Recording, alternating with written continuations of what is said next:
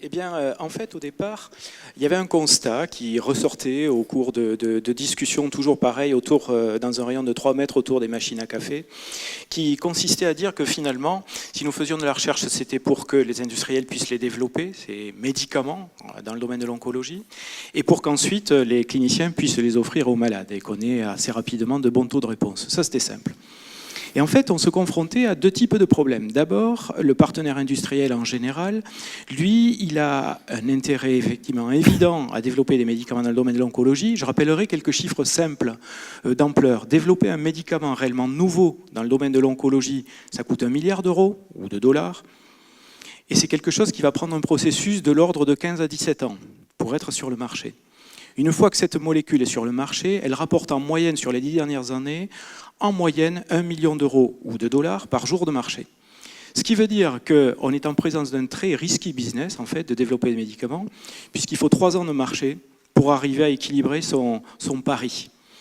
Donc là, l'industriel, lui, il est confronté à une pression, c'est de réduire le time to market. Il y a une pression majeure là-dessus. Le clinicien, lui, il a un autre problème, c'est que lui, il a des molécules, il a un panel de molécules qu'il peut proposer à ses malades avec des taux de réponse, mais en général, il est confronté dans le domaine de l'oncologie à des rechutes, voire même à des résistances immédiates. Enfin, on peut parler de non-réponse immédiate ou plus ou moins retardée, mais dans tous les cas, il a besoin, lui, de pouvoir prédire très rapidement la probabilité de rechute ou le taux de rechute sur ces cohortes de patients traités.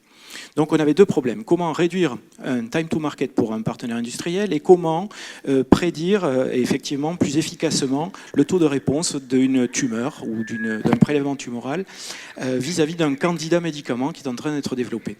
Donc en fait, face à ça, on a reporter cette question face à nos collègues scientifiques et on a fait une réunion. On a réuni en fait tous les biologistes, tous les chefs d'équipe en fait du centre de recherche en cancéro et on s'est réuni avec les physiciens du LAS qui sont des gens qui sont très très impliqués dans le développement de process, de nanotechnologie, de microprocédés, etc.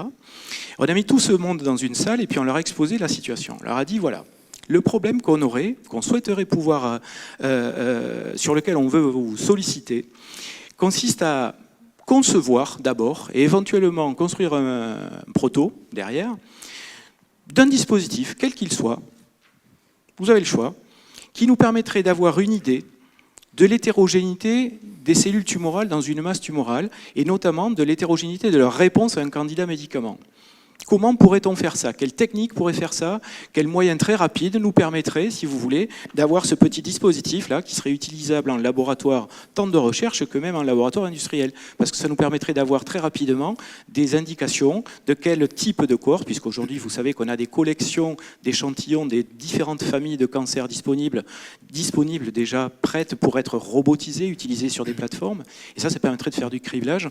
Donc voilà la question de départ qui a été proposée, et c'est ce projet qui s'est appelé donc OncoDevice, qui a finalement plu à tout le monde, et dans lequel, d'une part, les équipes d'oncologues, Jean-Emmanuel Sarry, qu'on a vu tout à l'heure, en fait partie de cette aventure, mais les physiciens également, et on a réussi à trouver finalement 8 binômes de projets candidats justement, ayant pour objectif de concevoir un dispositif, une petite techno, qui permettrait d'avoir ce genre de mesures.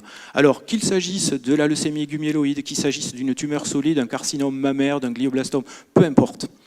À ce stade-là, si vous voulez, la situation a été de poser un problème général, un concept, une grande question, et à dire à tous les chercheurs, les gars, allez-y, n'importe quoi, on verra le résultat.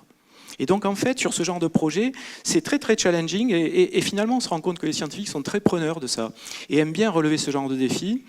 Ce qui a été sympathique dans cette histoire, c'est que finalement l'université a trouvé ce genre de défi intéressant, nous a appuyé dans la démarche et donc l'université fédérale de Toulouse actuellement, donc dans le cadre de l'IDEX, a sponsorisé ce genre de projet en finançant des doctorats. Donc actuellement on est dans un cadre où nous avons 8 projets parallèles, ça y est, chaque projet est lancé, tel un cheval de course, on verra qui arrivera, peu importe, on va se planter là-dedans, il y aura des échecs, c'est pas grave, on est payé pour ça. C'est plus le problème. Le problème ici, c'est d'arriver à avoir parmi l'ensemble de ces éléments de départ, un quelconque dispositif qui serait utilisable dès la fin de ce programme qui est basé actuellement sur 5 ans. Donc dans un horizon de 2020, limite longue. Nous espérons avoir déjà des premiers protos de petits dispositifs sur lesquels nous pourrons déposer des pièces tumorales prélevées directement en chirurgie exérèse post-opération qui nous donneront une idée complète très rapidement de l'étendue des sous-clones, des variants de tumeurs et de leur capacité à répondre ou pas à la molécule médicament.